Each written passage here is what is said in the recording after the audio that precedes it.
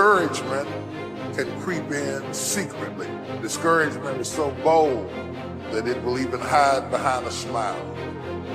It will always ride to work with you. And if it doesn't catch a ride going to work, it'll catch a ride on the way back home.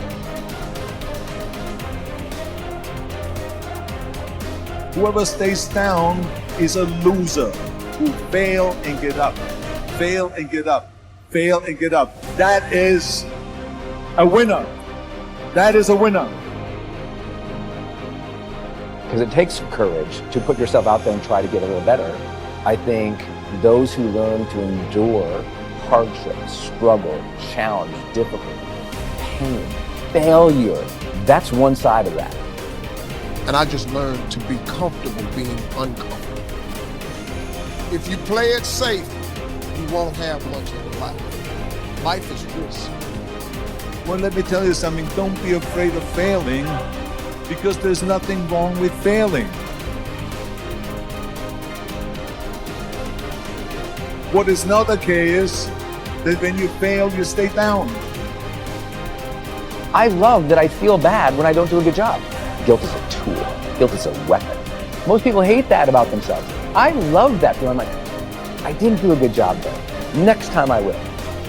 So some people, guilt is discouragement. Other people, it's a signal for learning. If you listen at discouragement, it will cause you to make bad decisions. It will cause you to think that life is not worth living. You will wonder if you're ever going to get out of what you're into. It take courage to pursue your dream. Now, it's going to cost you something. Most people are not willing to pay what it costs to go after your dream, because you're going to have to hurt a little bit. And most people don't like being uncomfortable. If you don't want to be uncomfortable, please do not pursue success. Because success is a very uncomfortable feeling.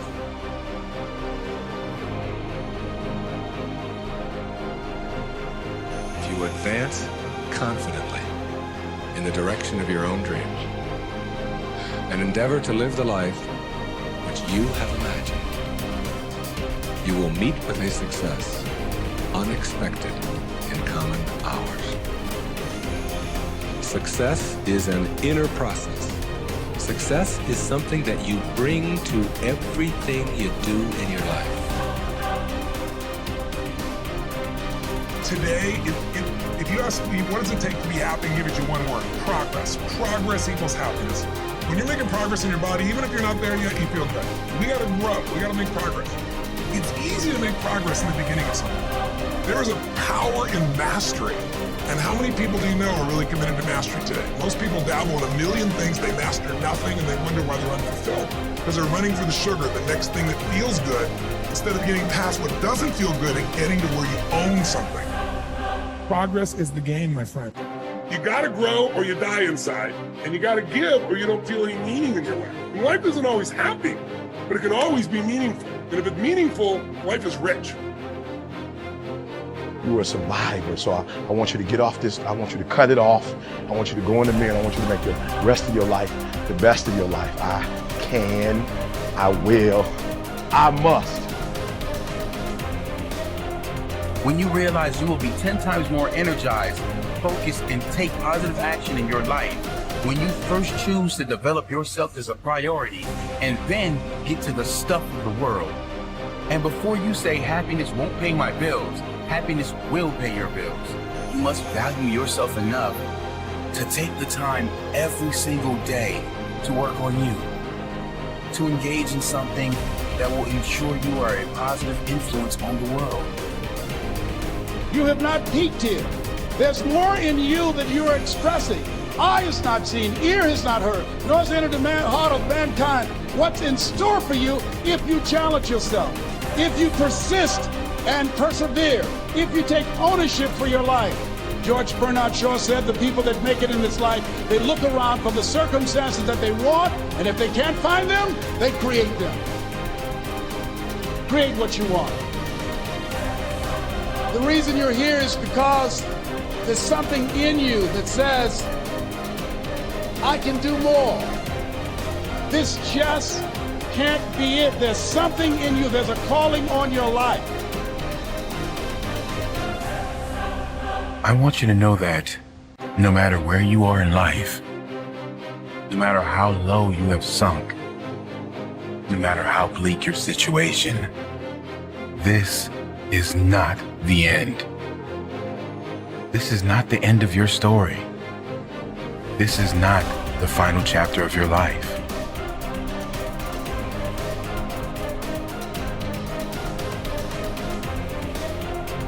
The human spirit doesn't care what's happened to your family. The human spirit doesn't care about the past. You may have been molested, or your family may have been broke, or you may have been betrayed, or you may have a divorce. Your human spirit doesn't care about any of that. Your human spirit simply says, what's our command for tomorrow? What do you want to create? It's not keeping score. Your brain is keeping score, because your brain is designed to keep you safe.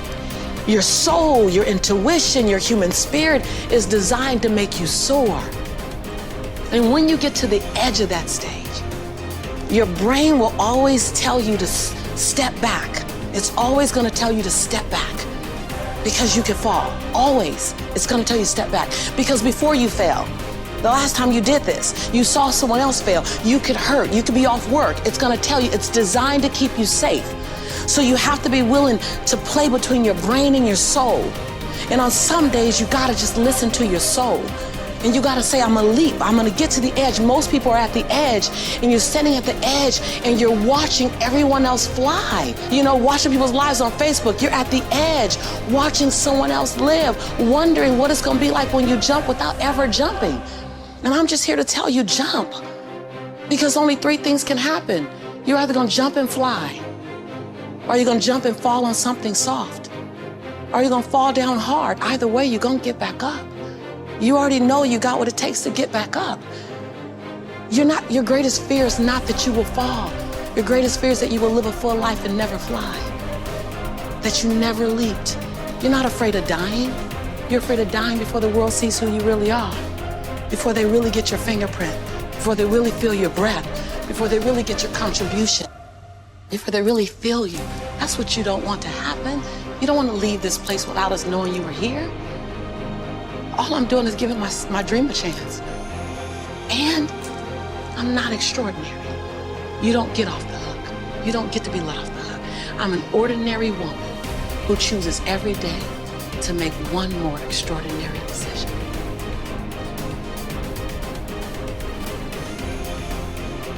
What I'd like you to do right now, I want you to think about your dream. Think about your dream right now and envision it. I don't know what that dream is that you have. I don't care how far-fetched it might appear to be. I don't care how disappointing it might have been as you've been working toward that dream.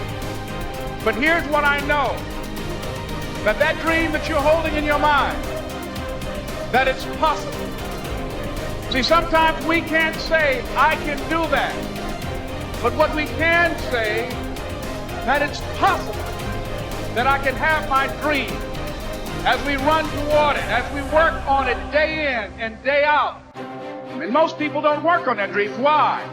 They stop growing, they stop working on themselves, they stop stretching, they stop pushing themselves. These are not risk takers. Most people have done all that they're ever going to do. They raise a family, they earn a living, and then they die. But people who are running toward their dreams, life has a special kind of meaning. That in the process of working on your dreams, you are going to incur a lot of disappointment, a lot of failure, a lot of pain, a lot of setbacks, a lot of defeats. But in the process of doing that, you will discover some things about yourself that you don't know right now. What you'll realize is that you're more powerful than you can ever begin to imagine.